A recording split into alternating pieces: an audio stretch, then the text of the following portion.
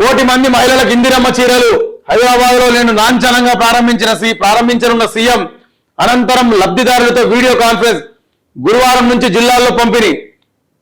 రాష్ట్రంలో కోటి మంది మహిళలకు ఇందిరమ్మ చీరలు పంపిణీ చేయాలని నిర్ణయం తీసుకున్నట్టు ముఖ్యమంత్రి రేవంత్ రెడ్డి తెలిపారు. దివంగత మాజీ ప్రధాని ఇందిరాగాంధీ జయంతిని పురస్కరించుకొని బుధవారం ఈ పథకాన్ని ప్రారంభిస్తున్నామని కూడా ఆయన చెప్పడం జరిగింది. మొదటి దశలో బుధవారం నుంచి తెలంగాణ తల్లి అవతరణ దినోత్సవం డిసెంబర్ 9 వరకు గ్రామీణ ప్రాంతాల్లో చీరల పంపిణీ ప్రక్రియ పూర్తి చేయాలని ఆదేశించారు. రెండో దశలో మార్చి 1 నుంచి అంతర్జాతీయ మహిళా దినోత్సవం సందర్భంగా వారు పట్టణ ప్రాంతాల్లో అందజేయాలని అన్నారు. మంగళవారం రాత్రి రాష్ట్ర పంచాయతీరాజ్ గ్రామాభివృద్ధి శాఖల మంత్రి సీతక్కతో కలిసి ముఖ్యమంత్రి రేవంత్ రెడ్డి ఉన్నత స్థాయి సమీక్ష నిర్వహించారు. పంచాయతీరాజ్ శాఖ ముఖ్య కార్యదర్శి శ్రీధర్, చేనేత ముఖ్య కార్యదర్శి శైలజ, రామయ్యర్ అంటే వీళ్ళందరితో కూడా కూర్చొని రాత్రి చర్చ చేసిరంట. వాస్తవానికి తెలంగాణ రాష్ట్రంలో ఆడబిడ్డలకు పెద్ద పండుగ బతుకమ్మ పండుగ. తెలంగాణ రాష్ట్రానికి ఆడబిడ్డలకు పెద్ద పండుగ అయినటువంటి బతుకమ్మ పండుగ రోజు చీరలు ఇయ్యాల. కానీ మన ముఖ్యమంత్రి రేవంత్ రెడ్డి గారు ఏం చేస్తారు? ఇందిరాగాంధీ జయంతి పురస్కరించడం స్టార్ట్ చేస్తారంట.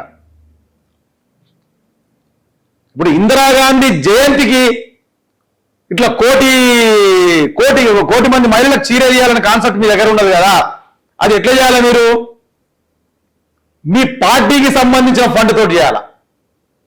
దేనికి సంబంధించింది? మీ పార్టీకి ఫండ్. అంటే అర్థం కావచ్చు మీకు.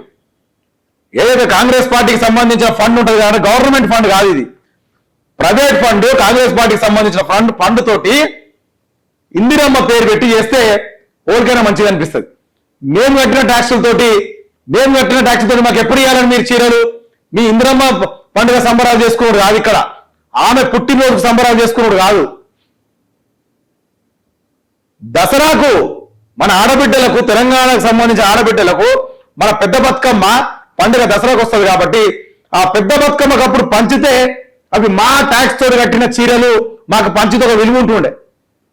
కానీ అదేదో మీ పార్టీకి సంబంధించిన మాజీ ప్రధాని ఆమె పేరు మీద చీరలు వంచుడేందో, దసరా పండుగ అయిపోయినాక ఇప్పుడు వంచుడేందో అర్థమవుతలేదు.